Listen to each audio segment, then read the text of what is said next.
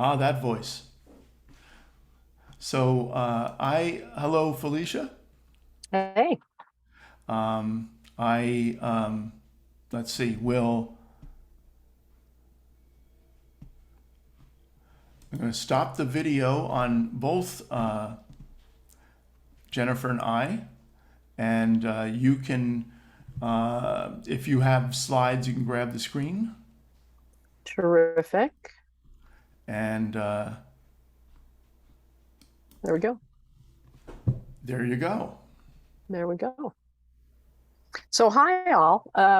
Very nice to hear, to see, well, I don't get to see all of you, but always good to see Jennifer and Dennis, and looking forward to seeing the presentations.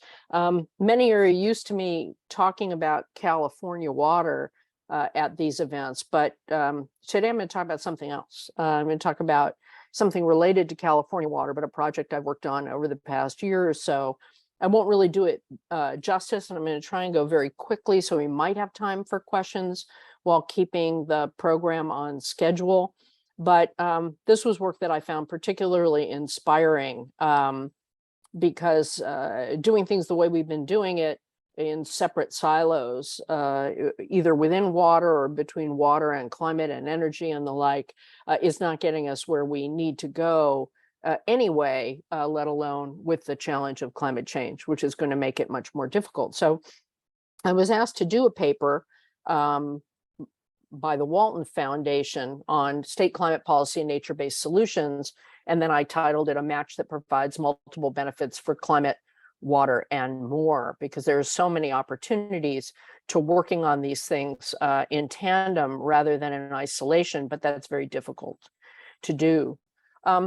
So in looking at that, I was asked to look at the upper Colorado Basin states in particular. California, of course, is a Colorado Basin state, and California is furthest ahead in looking at climate, and also at looking at climate and water and other issues together, even though we have a long way to go.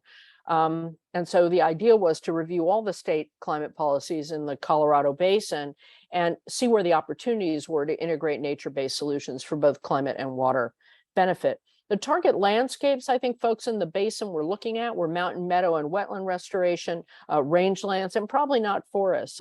And they were looking at mountain meadows and rangeland because, unlike California, which has relatively small meadows, they have those giant mountain meadows that feed in, of course, to the Colorado River through the different tributaries.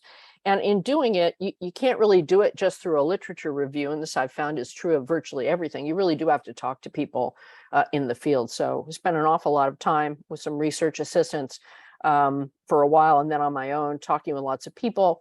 And we started it off fairly early on, sort of midway through the interviews, by having what we call an uncommon dialogue, where we brought people in from across the geography, but also across the issue areas, from finance, from forestry, from meadows, et cetera. It was a really cool process that Stanford's Water in the West and Woods do a lot.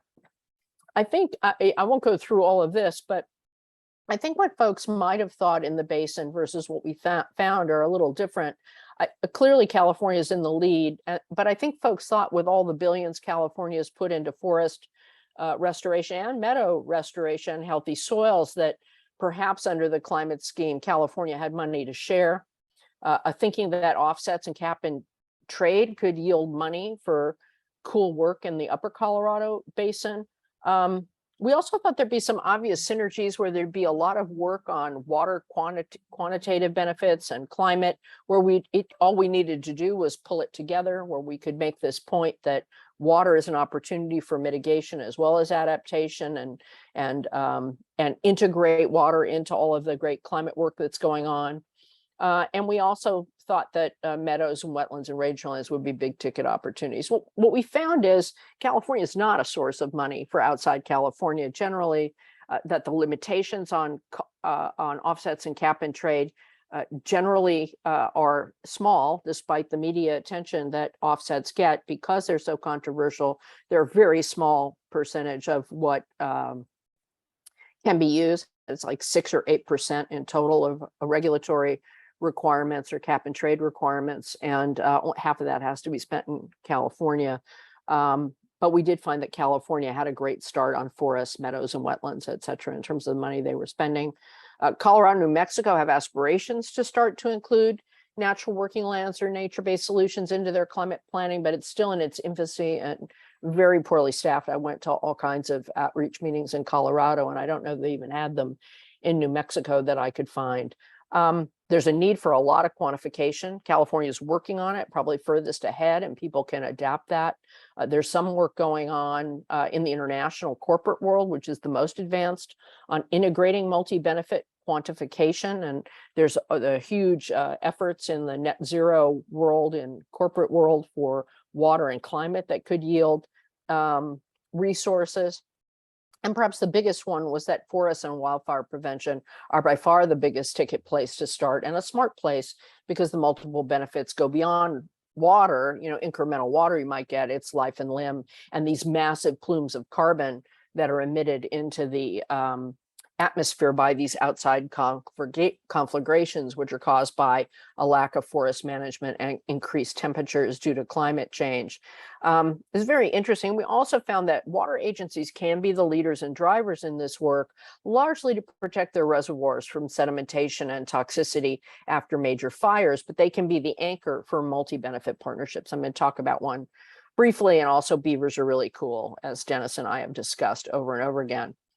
Not going into detail, just to say that in the last few years, there's been this massive shift at the international arena where folks are realizing that these outsized conflagrations are now emitting more carbon than fossil fuels. That doesn't mean fossil fuels aren't important. It means we have to do this too.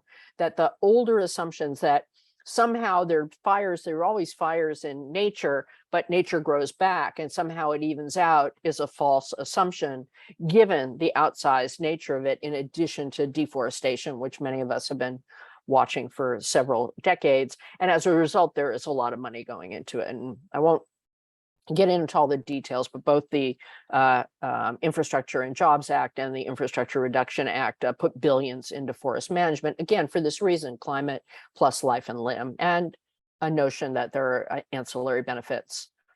California, I already talked about, in addition to the money, has done some really amazing plans. And a couple of them came out while I was writing, which made me justified in being late in this paper, because it made it much better than trying to read the tea leaves and just relying on interviews. I noticed 3 documents there that are the most advanced that I've seen anywhere. There are clearly states that are doing this outside the Colorado Basin, like Oregon. But California is clearly in the lead with their scoping plan update, really going long on nature-based solutions, not for offsets, but as just something we need to do if we really want to honestly deal with climate, and a whole Climate Smart California plan coming out of the Resources Agency, which is really good. And I commend you to read it. There's great stuff in here. Still a long way to go to implement it, but some really good intention. I've already talked a bit about the other Colorado Basin states. Across the country, some states have climate policies and some don't. More than have climate policies have some kind of clean energy, renewables, efficiency strategy or a complementary strategy, but very few have a nature-based solution or a natural working land strategy. And that is the space that we have to put on speed if we want to meet the climate challenge. And of course, it does have this great multi-benefit impact. There's just an estimate of 1 billion burnable acres out there that haven't been treated adequately from the Forest Service, and a picture that gives you a little idea of the difference between a restored forest and an overgrown forest. With the overgrown forest, you have this buildup of way more trees, smaller underbrush, and middle trees that serve as a ladder for fires to actually ignite the big older trees, whereas in a more natural forest, and I'm told that the one on the left is still twice as dense as a natural forest in California, the fire rushes through the bottom and doesn't then ignite the tree, and the big trees actually need the fire in some ways. And so it's an attempt to try and get our forests into better shape, as opposed to them being a tinderbox, but it has to be done carefully. It's not just pulling out trees isn't the way to do it. Really being thoughtful about it is the way to do it. I just commend you. I don't have time to talk about it. The Yuba Forest Partnership, which is actually rather extraordinary, where the Yuba Water Agency became a core and a hub of a community-wide effort that includes local environmental groups, tribe, CARB, water agencies, you name it, where it's been so successful that they went from their pilot to trying to be the first fully treated watershed in California in record time. So watch this space, a lot of leadership there, and I write about it in the paper. Meadows are definitely amazing, and restoring them is amazing. They slow the flow, and while they're not quite as good as snowpack in holding water back for the timing issue that I've talked about before that we need, they do help, and they're the next best thing, and they are a restorative, regenerative effort. Agriculture, you've heard a lot about healthy soils and grazing practices. There's real potential there, but a need for more data. And it's the kind of thing you need to do every year. So it doesn't have quite the same bang for the buck on the water side or the climate side, but it's still important. Then beavers, perfect timing. Then beavers, very important to, sorry, I have to turn that off to let me know when I was at 10 minutes. I was told to look at beavers as well. And at first I was somewhat cynical about it. Yeah, beavers. But then now I'm totally a beaver believer. Yeah, beavers. And I just put a couple examples. I mean, there are all kinds of titles that are just fabulous, like Leave It to Beavers, which dates you if you really like that, but it's important. This film, Beaver Believers, is really quite good. Eager by Ben Goldfarb, I commend you to that, or just Googling, and there are a lot. And here, many of you may know Eddie Corwin from Google wearing his Beaver Believer shirt just yesterday. And even Google is doing some work to try and be able to use Google Earth to look for beaver complexes and map them. And part of the reason is because beavers come in as nature's engineers, and they just recontour the land, and they create meadows where there are none in a way that's just fantastic, because they're just doing what they do, and they create these ponds and a slowing of the flow that spreads out water across the landscape, which replenishes groundwater, but also creates refugia for all kinds of wildlife, as well as water quality benefits and the like. And perhaps my favorite, although I have lots of favorites here, is Dr. Emily Fairfax, who I commend to your attention, from CSU Channel Islands, who's a very charismatic speaker and prolific tweeter, and great in national news and local news, in talking about how these beaver complexes not only provide refugia, but also a fire break, a natural fire break,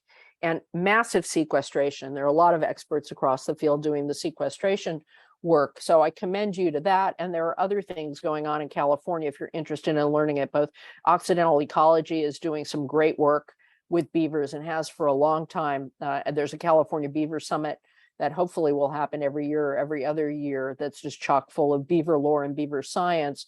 Martinez Beavers even deals with urban beavers, and Heidi Perryman is just a great spokesperson. So watch this space, and definitely go to Emily Fairfax's Twitter page and watch this slow motion explanation of beavers. It's great stuff.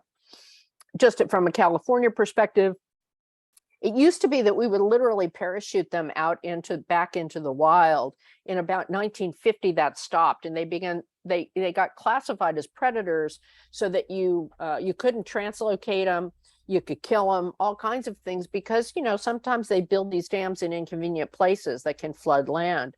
Other states have figured out a way around that, either by indemnifying farmer or in moving beavers. Fortunately, as I was writing the paper, it turned out that the governor also had gotten the beaver bug, and he put $5 million in the budget, 5 staff and others, to try and really change what's happening in California. So watch this space. Real kudos to Chuck Bonham for leading this work, both on meadows and on beavers. It's an incredible opportunity and an incredible thing to watch, and I encourage you to get that beaver bug as well.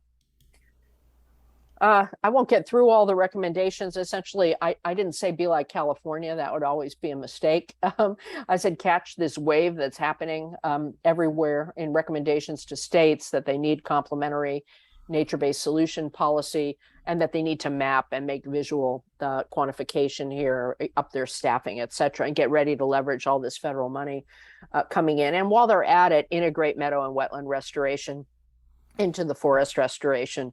The Sierra Meadows Partnership, which some of you may know, is an awesome group that has been doing great advocacy and great work all across the Sierras, including quantification work. And they were very inspiring to me. And I also had recommendations to third parties, funders, NGOs, academia about also doing mapping and quantification and calculators and the things that make it easier for public policy decision makers to invest in this arena and to start convening people to foster a community of practice across the states or across the geographies, and a lot of water climate cross training. And with that, we may do some more on this at Water in the West, but I won't get into that.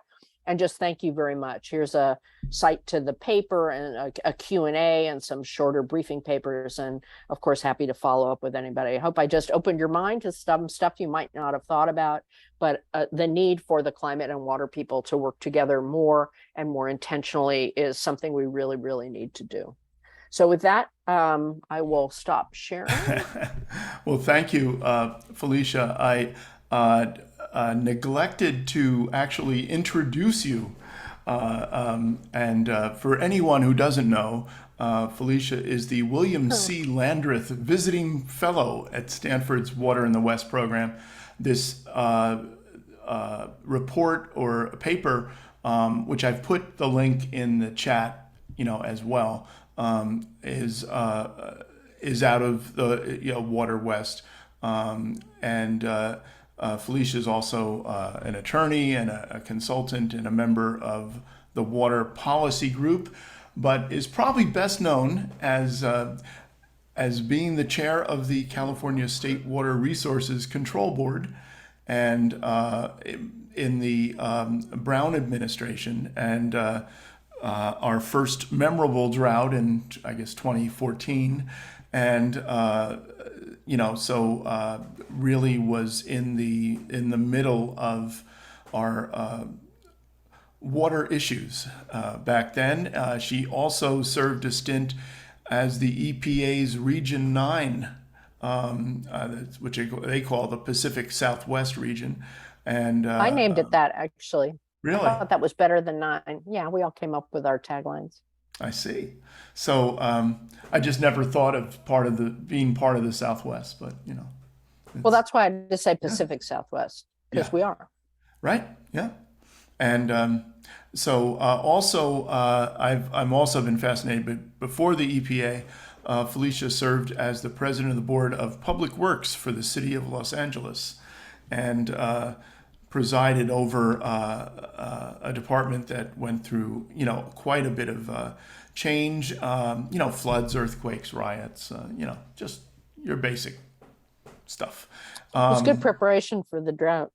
Yeah, yeah. And even before that was the Western Director of the Natural Resources Defense Council, and Vice President and Chief Operating Officer of the Trust of Public Land. So anyway, all that stuff. Now that you've established that I can't keep a job. That is not quite a way to look at it. But we do have one question that I wanted to ask from Ravi Abad, and is basically asking about dedicated water trading ideas or policy similar to carbon cap and trade. So if so, can you provide some detail? Well, obviously that gets into water markets, but well, different way. It depends on if you're looking at water quality or water supply. It's a good question. I mean, water is a little different than climate, because we all share the same climate. And so the theory behind cap and trade is that an emission in one place can be offset in another place, albeit constrained by California law to having to be in California and having to be a smaller percentage due to the controversy around it. There are effluent trading programs in the water quality side in some parts of the country, less than I would have thought.